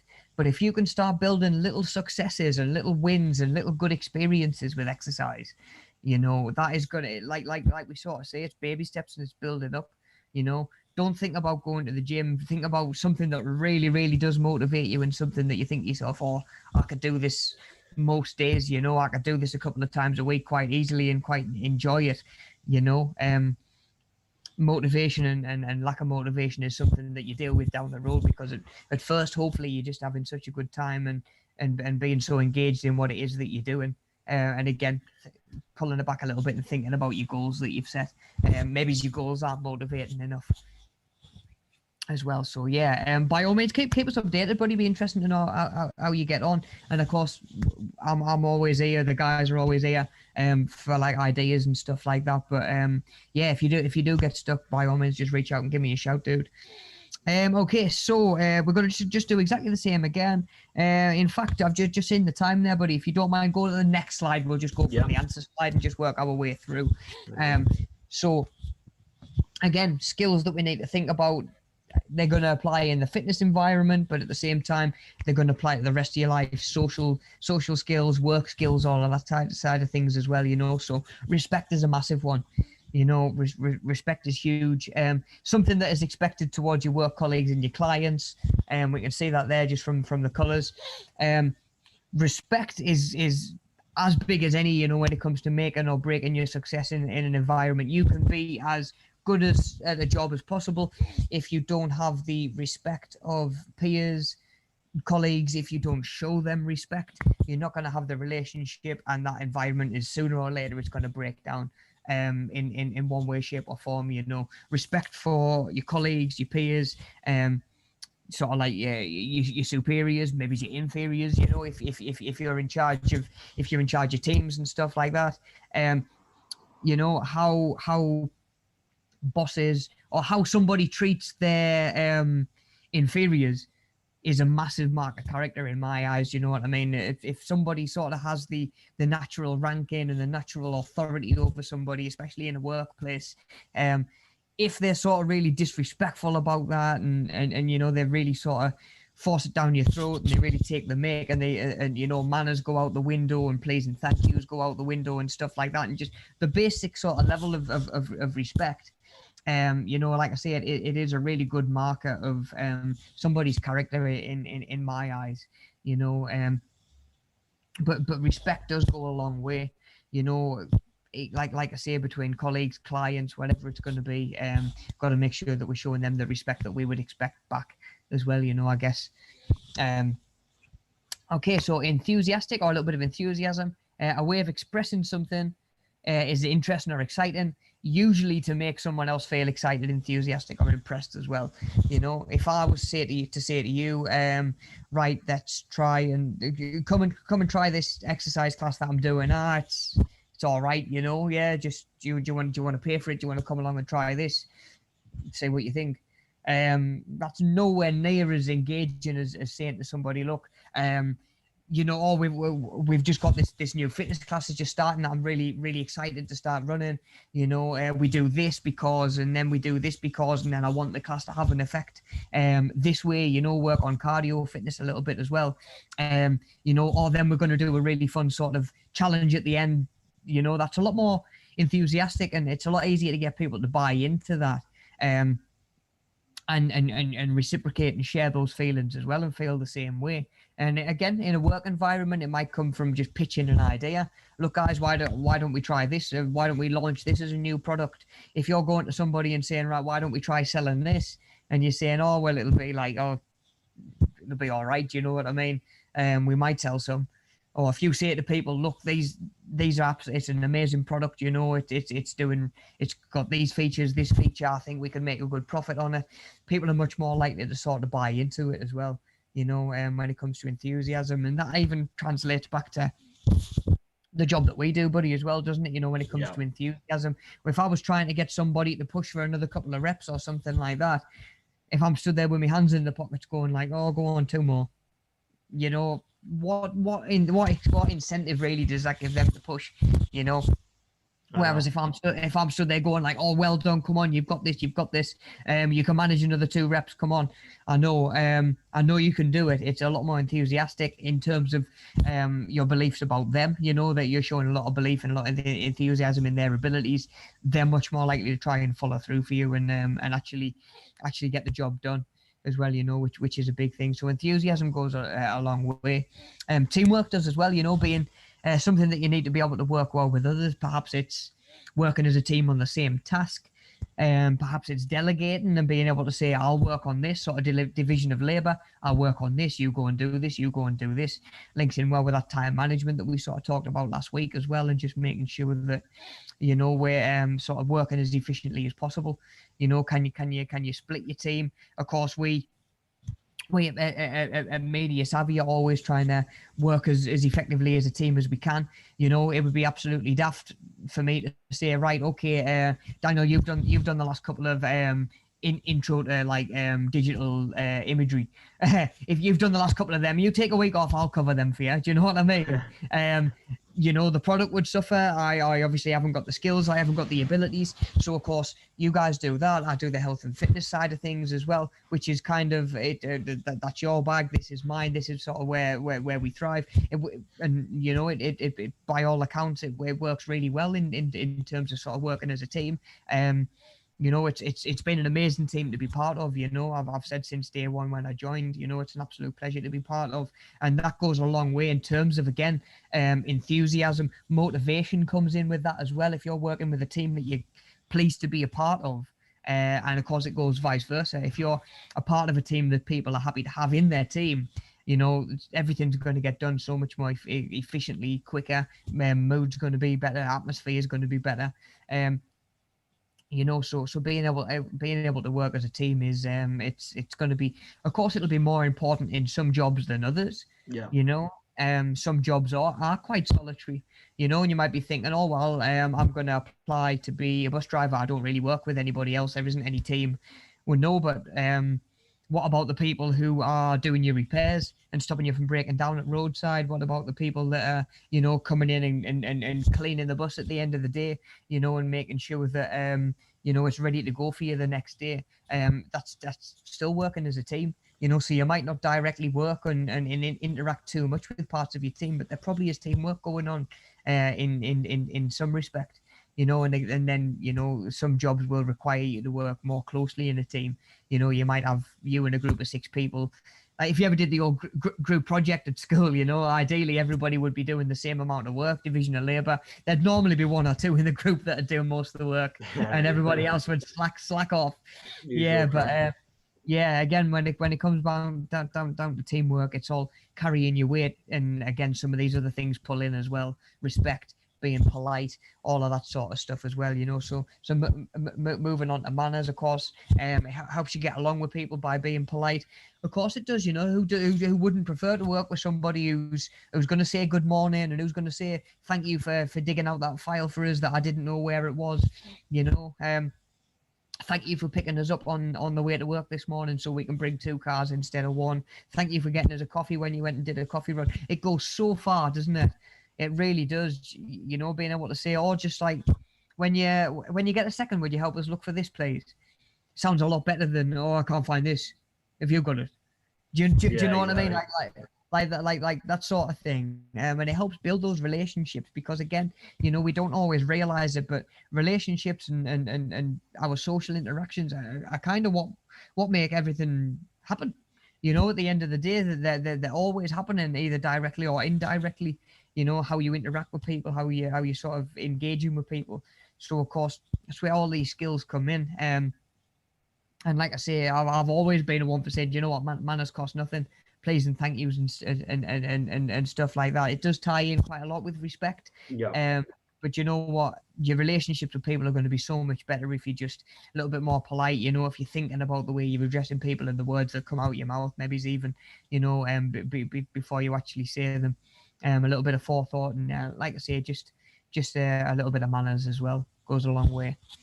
Okay, so problem solving, the ability to handle difficult or usually unexpected problems. You know, something that's going to come up, and your ability to sort of think on your feet, without, you know, maybe going to management and saying, "Oh, what do you want me to do?" You know, management might select you for a job just through problem solving abilities because they need to be elsewhere doing something else and they don't need the phone ringing every half an hour. This has happened. What do I do? This has happened. What do I do? They'd like to be able to leave it in the hands of somebody that'd say, "Okay, I can assess and we'll deal with it this way." Do you know what I mean? We'll leave that person dealing with that. You know, that's not to say don't go to your upline or your manager if there's something that you feel like needs their attention. But at the same time, you know, a little bit of problem solving could go a long way, freeing time up for yourself and for other people as well. You know, like Daniel sort of said earlier on, the longer you spend sort of not doing the thing that you need to do because there's other problems coming on, you know, you just get more frustrated. You get more and more frustrated as the time sort of goes on as well. So problem solving can go a long way, you know. Even sort of, again, sometimes it's fitness related, but like I say, when it comes to the rest of your sort of social interactions and your workload, for sure, problem solving is going to be really, really helpful and a really handy skill to, again, always be working on. You know, it's not something that you either do or don't have. It's something that we always need to be developing. Okay, so the last one on there is, of course, initiative, which again sort of comes back to that problem solving and ties in a little bit. The ability to be resourceful and work without always being told what to do. You know, can you use your initiative a little bit? Yeah. Can you sort of be confident in your ability to say, okay, this isn't working, we'll do this, without needing to go and be told what to do? You know, that sort of thing. But yeah, so what's that? A 6 on that. So that's 12 skills straight away that sort of are gonna be sort of at different levels in different people, you know, different sort of proficiency at skills. Do you know what I mean? Some people might find that they're more natural at working as a team. You know, teamwork might come a little bit more natural to you, but you might feel that your organizational skills need a little bit of work. And again, that's where we can tie in with last week and a little bit of self-reflection. I'd be absolutely amazed if anybody sat there watching this, myself included, but I can say, do you know what? I'm amazing at all 12 of those things.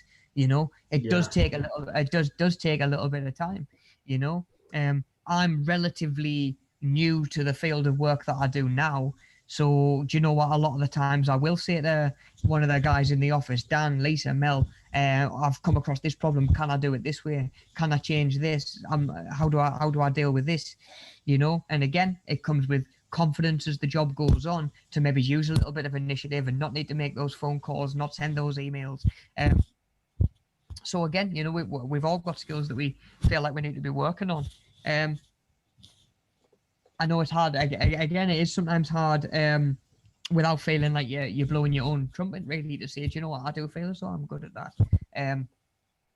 Do you have any reflection, buddy?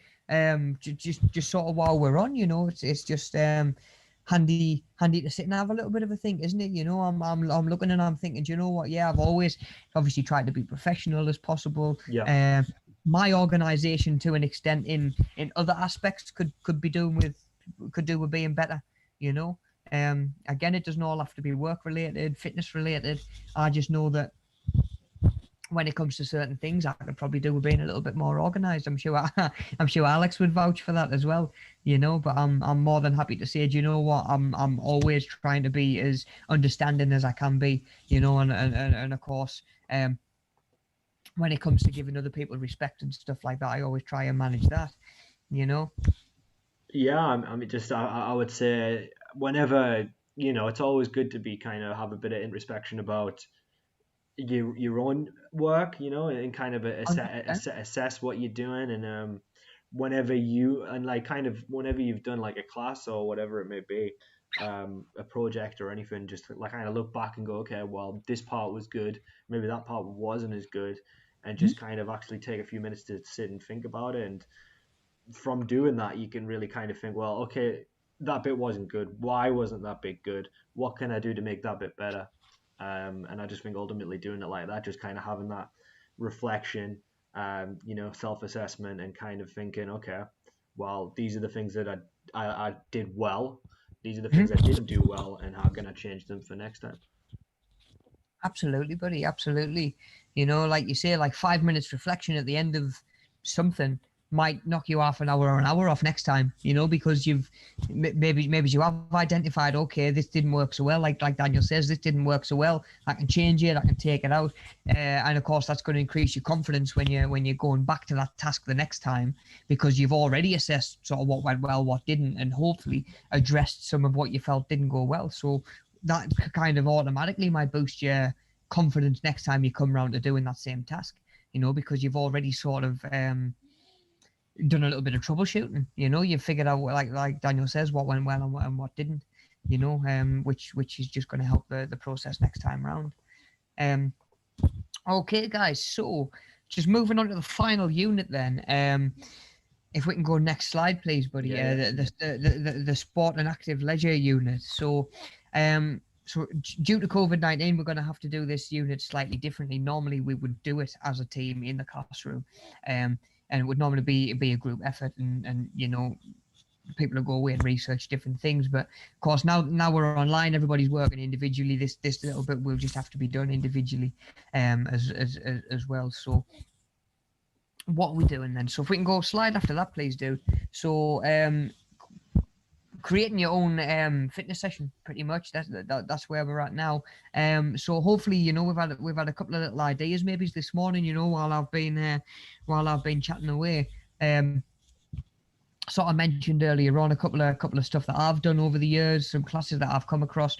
We've got some on the slide there as well, So of course, I'd mentioned cycling in water. We've got parent and child boxing. Stretch and strengthen might be a class to do with sort of, like I say, it might be a little bit more sort of almost yoga-y sort of based, but there might be more to do with sort of like some heavy lifting in there as well. We might be doing some deadlifts or some sort of strengthening work, and then doing stretching at the end, penalty forfeit. It might be something like I used to do one where I would get people to run to the other end of the hall, pick a card out of a deck of cards. I had a proper comically sized deck of cards as well. Like, it was absolutely massive. It was like proper straight out of the Acme shop that Wiley Coyote used to buy his stuff from.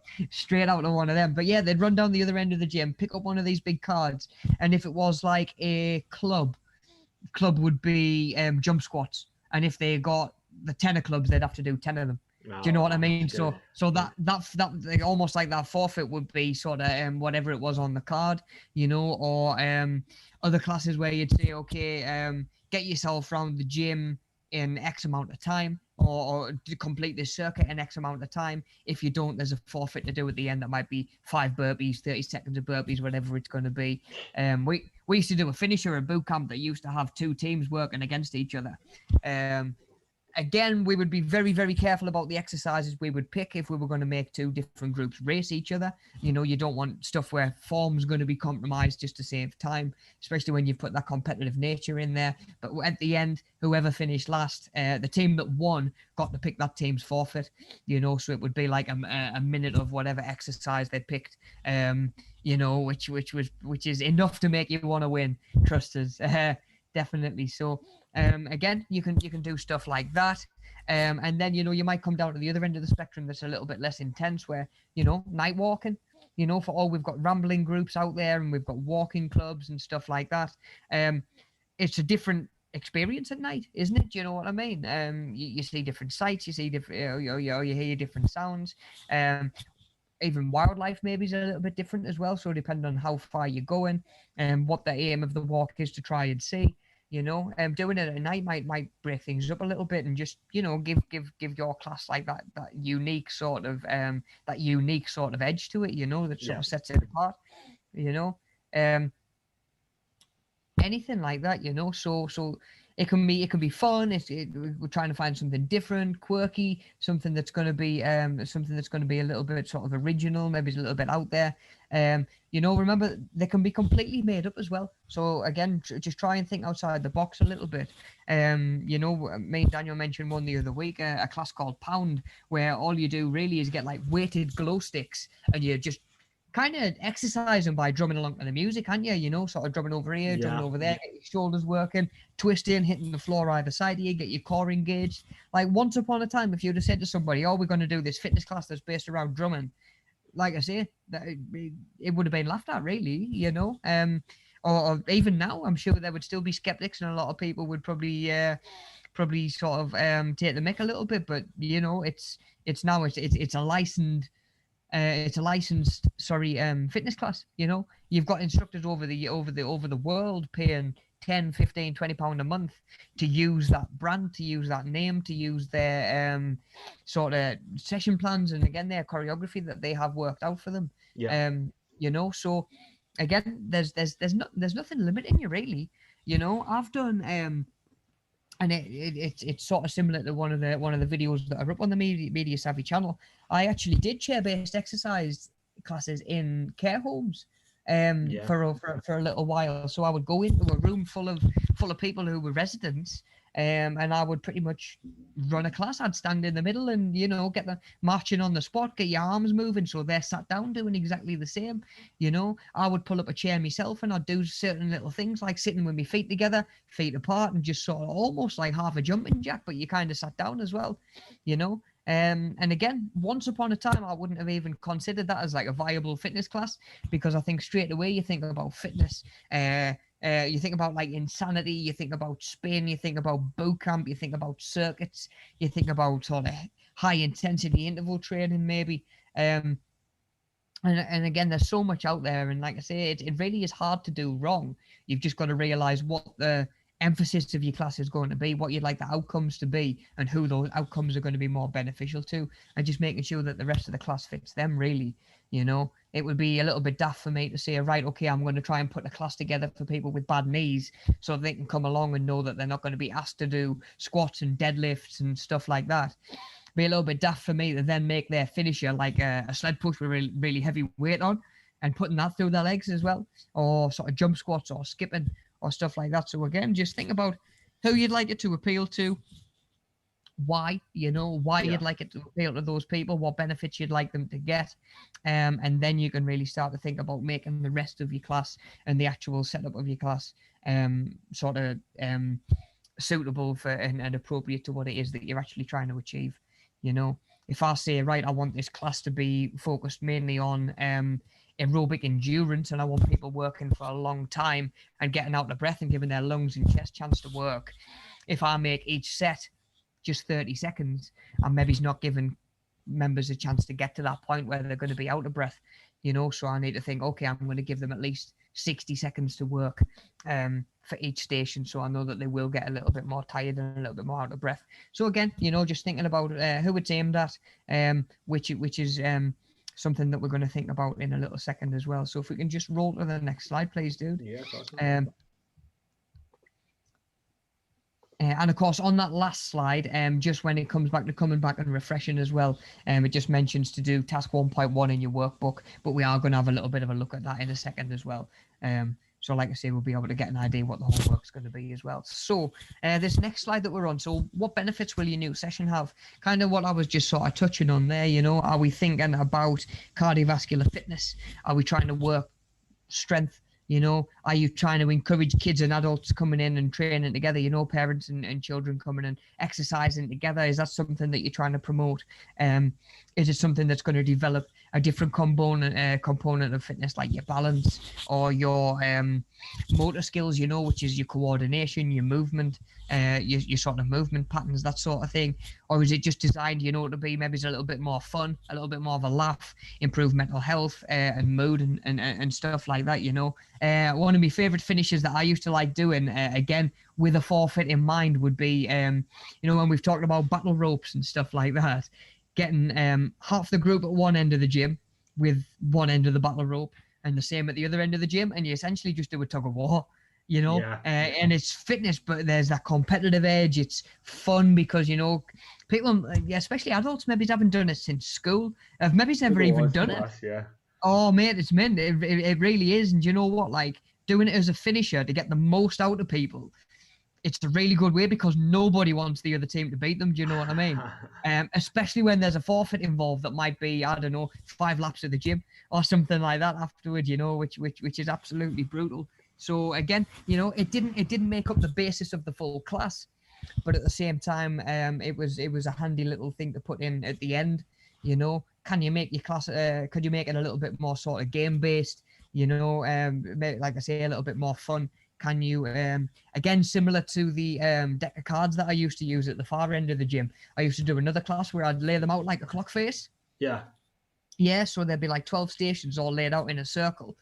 And then same again, thinking about reaction times, thinking about coordination, motor skills, moving different directions. I'd shout the timeout. I'd be like 5 o'clock, and they had to run over to the mark at 5 o'clock, pick the top card up, and say like, oh, this is me exercise. Do you know what I mean? I've got 5 squat thrusts to do. I've got 3 press ups to do, and it does make it a little bit more fun. It's a little bit more engaging. So again, there's a lot of different reasons and a lot of different benefits people can get from your session. Again, it is just kind of picking 1 or 2 of them and really trying to focus on those. And again, those aren't the only ones as well. There are others out there, you know, other benefits that we can get. So there's a lot of choice out there, you know. There's a lot of different ways we can go with it. Okay, cool. So if we can spin on to the next slide, please, dude. Yeah, how can we modify each of the following for your session? Yeah. So your session, you're kind of pretty much gonna need to know all of these things, really. Suitable for children, it kind of either is or it isn't. It's planned with children in mind or it's not. If you've got people doing like big heavy deadlifts and there's loads of weights flying around and stuff like that, it's probably not going to be one that's suited for kids, but of course that's going to be a decision that you make quite early on in the planning process. Suitable for disabilities is something as well to consider, in the sense of, do you know what? If you're doing a legs, bums, and tums sort of class, it might be easier to just say, of course, if somebody is sort of, if they've got a certain disability, you know, maybe they're in a wheelchair, you might be able to say to them, okay, I don't think this class is particularly for you because I don't think you'll get the most out of it, but I do recommend this one instead. It's handy to be able to recommend something else. Also, when it comes to stuff like bad knees, bad hips, bad joints, that sort of thing, sometimes you do just need to modify an exercise or 2, you know, and that person can actually come and join in, even if, you know, they're maybe not doing skipping or jumping and stuff like that because they've got lower back problems or something. You know, there's a lot of different ways that we can adapt around injuries and stuff like that. Then we've got the length of the session. How long's the session going to last? Gives you an idea how hard you need to be working people. You know, like a Metafit class will tend to last about 25 minutes because it's quite high intensity. You couldn't realistically do that for an hour. If a class is going to last for an hour, you know, we're thinking about why we've made that choice, an hour over half an hour. And of course, be able to kind of justify that as well.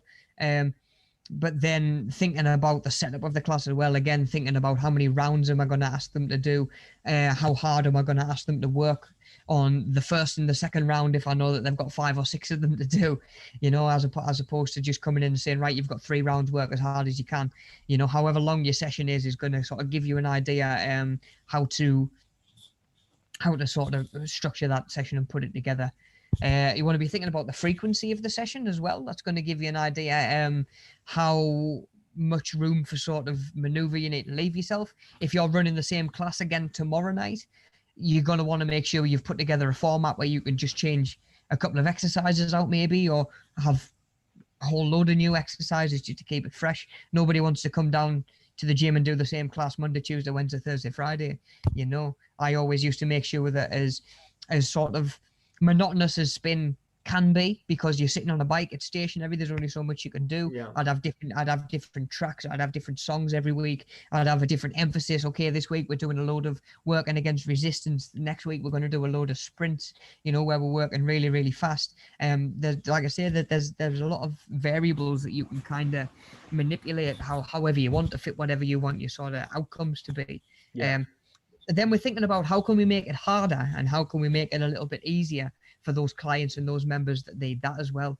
You know, it's handy to be able to say to somebody, oh, okay, you are struggling to get the full range for a burpee or something like that. You know, maybe you are struggling with hamstring tightness in the squat. Let's take that exercise out and let's give you something else to do. Let's see if we can put you on the leg press, you know, or can we make I've seen people like absolutely blitzing like barbell squats before, and rather than say, because natural instinct would be, all right, let's put a load more weight on there, let's just make that heavier, which is something that you can do as well to make something harder, just make the exercise heavier. Yeah. What I used to do sometimes would be to change up where the load was, so I would change it from a back squat to a front weighted squat with the same weight, just to work on muscle fibers that work harder through that movement range, and, you know, stabilizing muscles that need to work when you're balancing differently and stuff like that. So again, you can maybe just change up the angle, change where the resistance is, change where the load is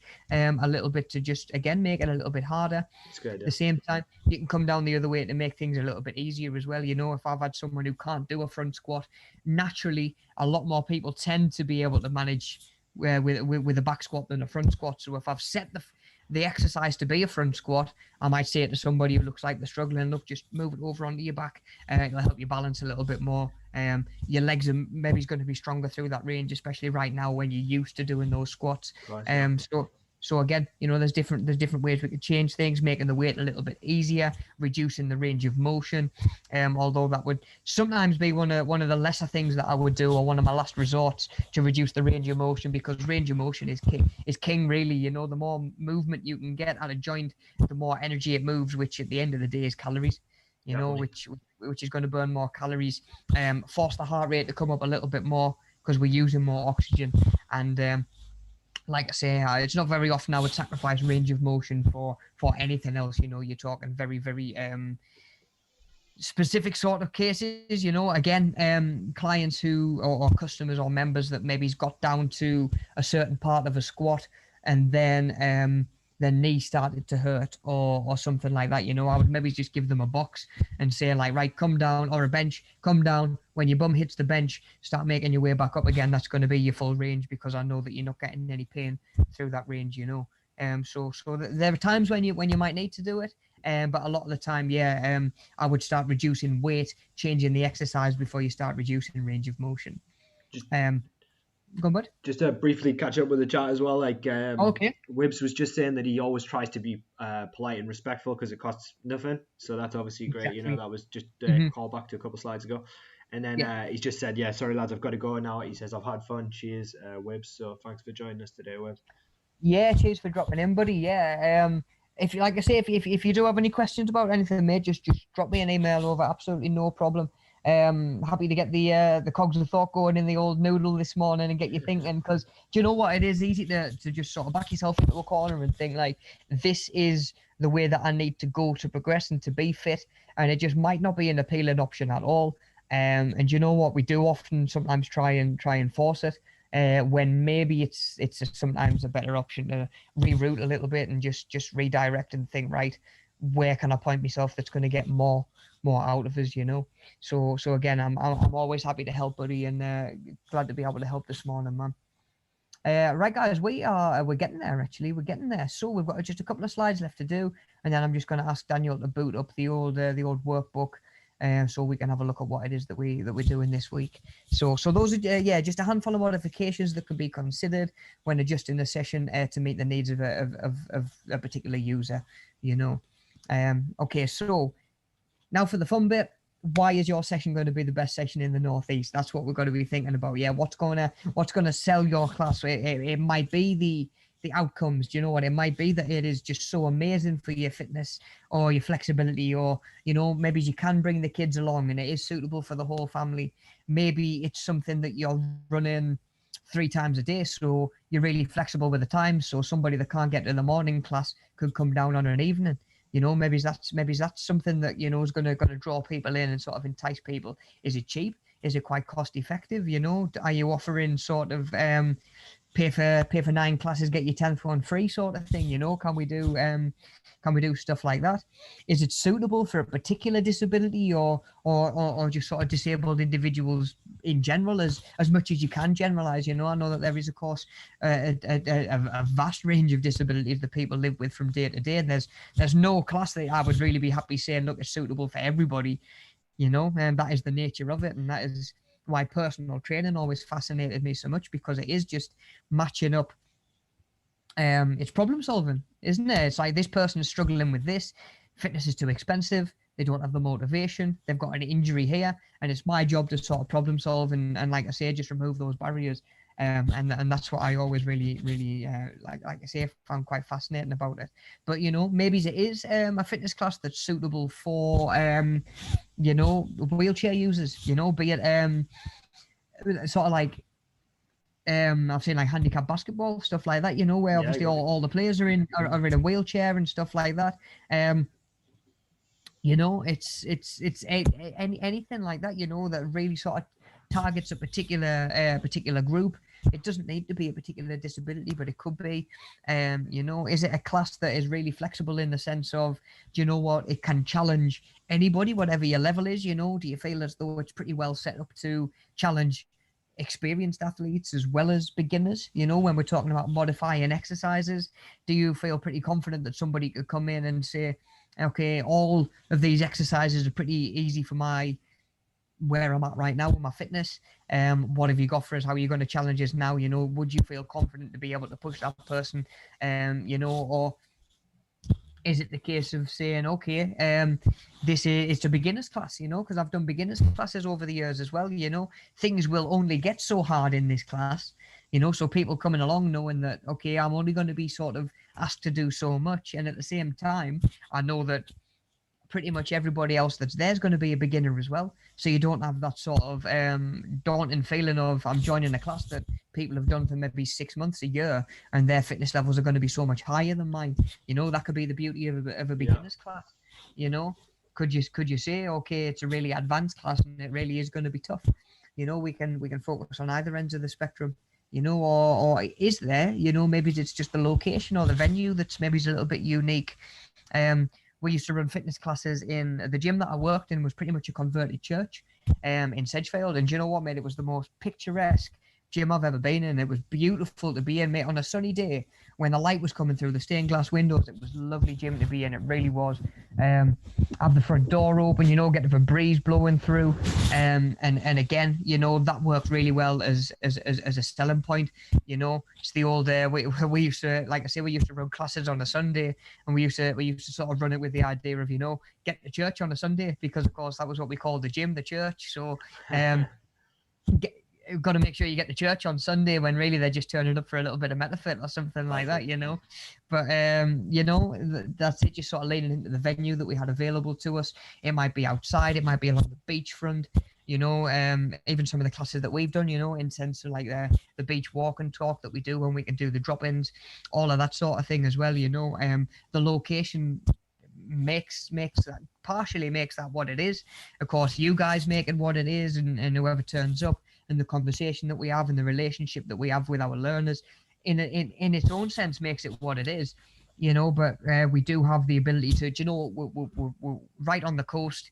We can do, one week we might do a walk in Mowbray Park, and we're seeing some wildlife, and we're seeing some birds, and we're seeing fountains, and we've got trees and stuff like that. The next week we could be 10 minutes down the road on the beach, And of course, we're seeing all the sites to do with down there as well, you know. So maybe you've got a class that can move from location to location. Maybe you can be quite mobile. Maybe you can take the class to people, you know, which is going to be, again, a little bit more of a unique selling point. You know, like I say, there was a point I was teaching classes. I was down at Aycliffe teaching trampoline classes. Then I was up at Sunderland teaching classes with Mel. Then I was over at Concert doing the chair-based exercise sort of classes. And the more mobile you can be, of course, the more you can offer. Now, if because obviously Mel sort of stepped away from that and came into the teaching side of things a little bit more. But if Mel had wanted to branch out, we had the kit to do it. You know, the kit was ours. We weren't relying on a gym. We weren't necessarily relying on a particular sports hall to be able to use their kit. We just needed really, more often than not, a roof over our heads. You know, so yeah, maybe you can be mobile, and you've got something that you can say, right, okay, I might be able to do this in Newcastle one night, but then I could be across into Sunderland to do it the next, and then down to Durham or wherever it is you're going to be, you know. So again, that makes it a little bit unique. Because as much as it's doable, there's not many mobile sort of boot camps. I haven't come across them very much over the years, you know. In terms of, I know people like to obviously get used to their customer base and their members and then stick with them rather than saying, right, I know you would come and do a class tomorrow and would pay for a class tomorrow, but I'm going to be elsewhere potentially picking up new members. Most people would rather be where they know that the business is definitely going to come because they've experienced it already, you know. But that's not to say that being a little bit more mobile couldn't be a really good selling point, you know. Make your class a little bit more unique. So yeah, like I say, have some ideas, have a little bit of a think. What makes it fun? What makes it stand out? What makes it unique? Why would your session be the best at what it is in the Northeast?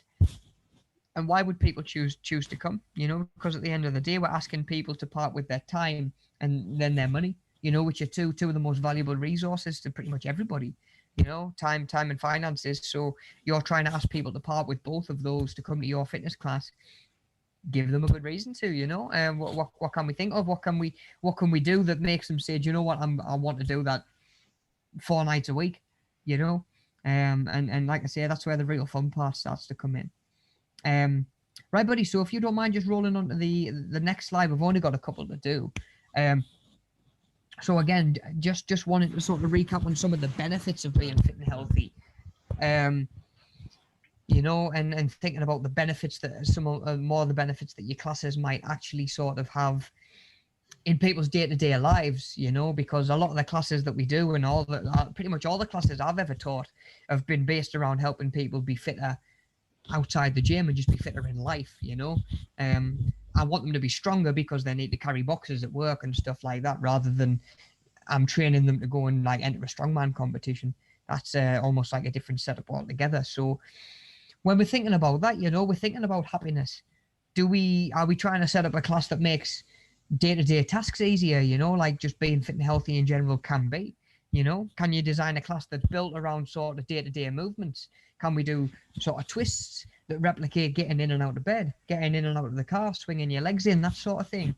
You know, can we have a box in there to do step-ups onto to simulate stepping on stuff, you know, if we needed to get up to a higher shelf?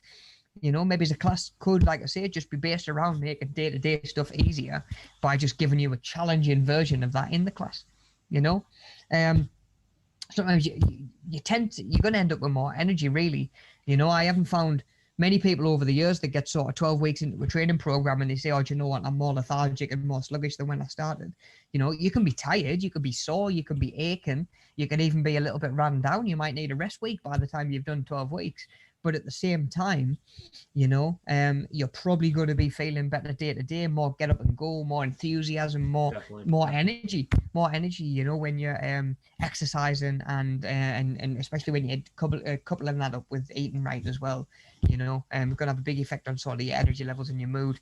Helping with depression is a huge one, you know. I think especially coming out of COVID and lockdown and stuff like that, I think we are still to see the full effects of the last year on mental and physical health, to be honest. And I think that there needs to be a big push on being mindful and engaged and trying to work on both of those for everybody, you know, as we go back to a little bit of normality. You know, so it's an old saying that depression is the least used antidepressant in the world. It is, you know. I've not done many fitness classes, either taught them or sort of participated in them, training sessions that I felt worse afterwards. Bar maybe, you know, like you say, being sore, being tired, being a little bit achy. Maybe you've got the jelly legs because it's legs day. But at the same time, I've never come out feeling more down in the dumps, more pessimistic, you know, and more sort of out and out sort of depressed, you know, than I was going into a session. You know, it's amazing in terms of, I know we've talked about it before, you know, sort of dopamine release in the body. You have endorphins in the body rushing around, that sort of that feel good feeling that comes from exercising just as much, and it comes from eating a chocolate bar. You're just conditioning your body to accept that and recognize that, you know. But yeah, it's a massive one when it comes to mental health, which is of course one of the main reasons that we've kept pushing, and we've had the media savvy sort of workout videos there and available to people, because while we haven't been able to get to the gym, the swimming baths, the running clubs, whatever it is that we normally do, we've got to do something, you know, because the effect on the mental health can be absolutely drastic. And like I say, I think we've still got a bit of a mountain to climb when we do start to fully address the full effects of the last year when it comes to physical and mental health. But it's, of course, we need to be doing it now. We needed to be doing it 6 months ago, and we still need to be doing it in 6 months' time. You know, we need to be on top of it. And at the end of the day, you know, it's hard because that's when it's difficult to pull yourself out of a funk and say, right, I'm going to go and join the gym, isn't it? When we're feeling a little bit down in the dumps, you know, we have got those depressive symptoms, you know, maybe we're actually, you know, fully diagnosed and living with sort of full depression, you know. It's difficult at that time. It is, you know. And that's where, you know, sort of tying into what we mentioned the Wib earlier on, you've got to find something that really excites you and engages you, you know, to the point where you're kind of seeing the benefit of it before you're getting the benefit of it, if that makes sense. You know, it's got to be something that you feel like you can go and do. I can say to you, look, this is going to make you feel absolutely mint. It's only your mindset at the time is going to determine whether that is something you can actually go and do, you know, and being in tune with your own mood and your own emotions and stuff like that. Exactly. But yeah, fitness and being healthy in general is so much more beneficial for your mental health, for sure. Living longer, you know, is another big one. It's one of the main reasons I've trained most of my clients over the years, you know, in terms of longevity, be that living longer or having your joints and your muscles and your body be able to last longer, you know, in terms of before we needed knee replacements, hip replacements, walking sticks, wheelchairs, stair lifts, all of that sort of thing. Of course, the aim of the game for most of us is to put that off for as long as we can, you know, and when we're doing our fitness, that is usually some part of the thought process when it comes to that as well, when it comes to longevity. Then we've just got being able to take part in more activities, you know, sort of day to day. Can you be fitter to sort of what I mentioned earlier on when we're talking about goal setting? If your goal, is just to be more active, you know, that's not particularly motivating because there's not really much of a driving force in there. Yeah. If your goal is to be more active so that you can keep up with the family on family walks on a nice summer day, you know, when you go and do Rosebery Topping or you go along the seafront or something like that, and you don't want to be the one saying, oh, can we stop and just so I catch my breath every 5 minutes? That's much more motivating, isn't it? Course, you know, yeah. when you're saying to yourself, oh, I don't want to go to the gym today, it's raining. If you're saying to yourself, oh, but I wanted to be fitter, you know, you're much more likely to just blow the one off for the day. If you can say to yourself, no, I want to be fitter so that when summer comes around and the family's going out on walks, I want to be able to go. It's going to motivate you a lot more as well, you know. So again, just being able to go and take part in more stuff, you know, it might be as simple as a walk, you know, it might be even just sort of walking to a family member's house or a friend's house, you know, as things are becoming available to us again. It'd be nice to be able to pop down and see so and so, you know. Are you in a physical state to be able to go and do that? You know, we've got to make sure that you're looking after yourself in that way. It could be, you know, we might pull it back a little bit. We might be looking at wanting to engage in certain sports and certain activities, stuff like that, you know. So again, you know, that is one of the massive benefits, is that it's going to make day-to-day stuff so much easier and leave you in a better position to go and join in stuff that, you know, you might be worried about missing out on otherwise, you know. So yeah, there's so many benefits to being fit and healthy, and you know, and that's before we even get into the dietary side of it and the nutritional side of it next week. So that's what to look forward to next week, so so tune in for that one. It says at the bottom there, of course, complete page 3 and 4 of your workbook. We'll have a look at these last 2 slides, and then I'll just ask you to build up the workbook 2 seconds, Yeah, of buddy, course, if you man. don't mind. So where do you start? So we're on that next slide. Go Where ahead. do you actually start? So following tasks need to be completed. Yeah. So we're going to choose and research a new fitness class idea. Remember, it can be completely made up. It doesn't need to be something that's actually already out there. It doesn't need to be something you know that in terms of logistics really needs to maybe work. You know, I'm not going to say to you, well, how are you going to get all of those weights down to the beach, you know, to be able to do like a beach based whatever it is that you want to do. It can be made up. That's the beauty of it. So you've got to create an argument why your session is the best in the Northeast, including health benefits, versatility, you know, how much can you adapt it to suit people's needs, and how and how it is unique and what makes it stand out. Yeah. So from there, and that'll go in your workbook. From there, you're going to create A4 poster advertising your new session. So really trying to sell it to people, and then creating a plan of action using page 5 of the booklet. Yeah. So like I mentioned earlier on, once you're ready to sort of just get that bit out of the way and marked off, let me know. We'll organise a one-to-one Zoom meeting. You can run that through that with me. I'll give you feedback straight away. Sort of pros, cons, all of that sort of stuff. Again, a little bit reflection. And then we'll be able to do page 6 of your booklet, and then that is the paperwork done and dusted. You know, that'll be our last one done, final book done. And then, like I say, we're on to next week. We're just going to have a little bit of a recap on kind of everything we've done so far, but mainly sort of circle back and focus on that nutrition side of things as well. So that slide will be there for you to go back to if you just need to refresh as you're watching back. If we can just boot up that last slide for 2 seconds, bud, as well, just for the same reason. So it's there just in case you guys want to come back, so you can pause it, so you haven't got to go through 2 hours of this morning's session. And then, yeah, but if you don't mind just pulling up the old workbook, and we'll just have a quick look at that as well. So just before we finish up, of course, as always, please don't forget to just take not even 30 seconds to fill in the survey that we've got attached in the description. Your feedback's really important to us. You know, we like to know what we're doing well, where we can be suiting you guys a little bit better, and meeting what you guys need. And at the same time, you know, it helps us with the paperwork side of things and that and all of that as well. So yeah, links in the description of the video. So yeah, don't forget to do that, guys. So yeah, using today's session and your presentation, you should now be able to fully complete your sport and active leisure project booklet. Again, if you haven't got that or you're missing that, do let me know and I'll get that over to you. Failing that, we'll be back next week, 10 to 12, where we'll be recapping everything we've looked at over the last 12 weeks and have a one last look at healthy eating and nutrition, food labels and all of that side of things as well. Cool. So that finishes us up nicely. If are we ready to rock with the old workbook? Yeah, mate, yeah, we're on it's page 3, is that right? Page 3 and 4? Page 3, buddy. Yeah. So where we at? So I think we want to start with page 2 as well. Got I it. think. Yeah, I can get to page 2. There we go. I'm on page 2 now, mate. Group discussion.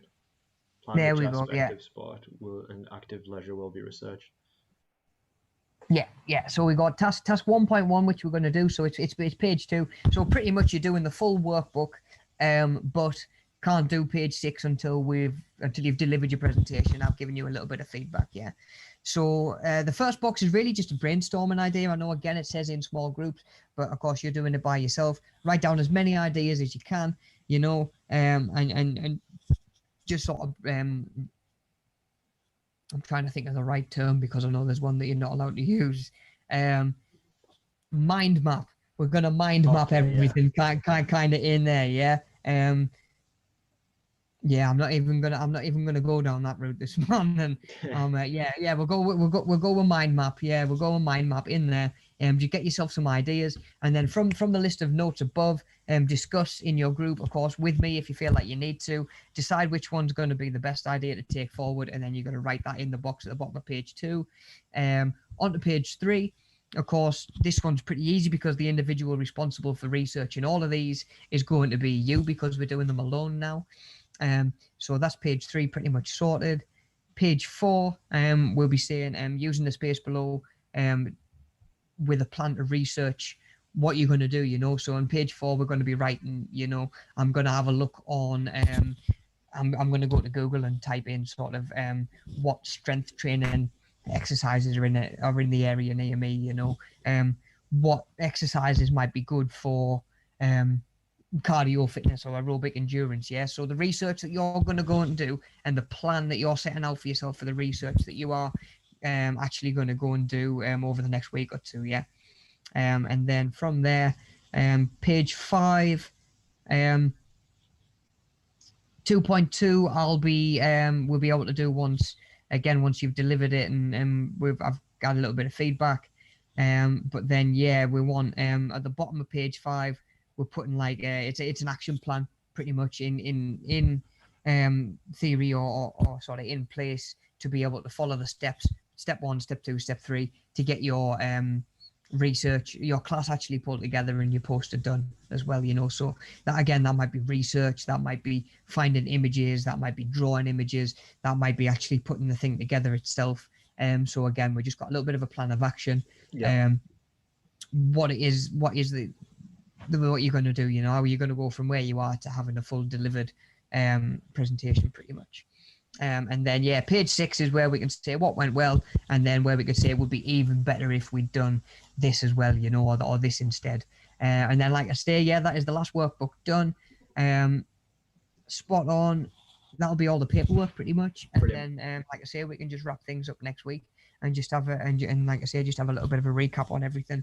So again, now's the time that we want to be thinking about getting one-to-ones booked for presentations, anything that you're not too sure of, anything that you feel like you want me to go back over, and of course just starting to pull everything together, getting these posters done, and starting to think about having all the workbooks pulled together so we can get them sort of sent back, and I can just get them marked off and they're done pretty much. And I think other than that, guys, that'll about wrap us up for this morning. As always, you know, stay safe. Look after yourselves. Have a good week. Hope the weather picks up.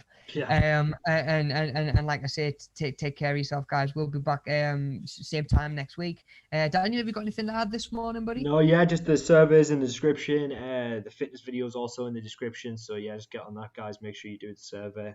You know the drill by now. It takes about 30 seconds. And that's pretty much it. Yeah, we'll see you next week. Spot on, guys. Well, thank you, Daniel, for jumping on this morning, guys. Thanks for jumping in the chat, everyone who has. And stay safe, guys. Look after yourselves. Have a good week. Cheers, guys. See you later. Take care. See you guys. Thank you.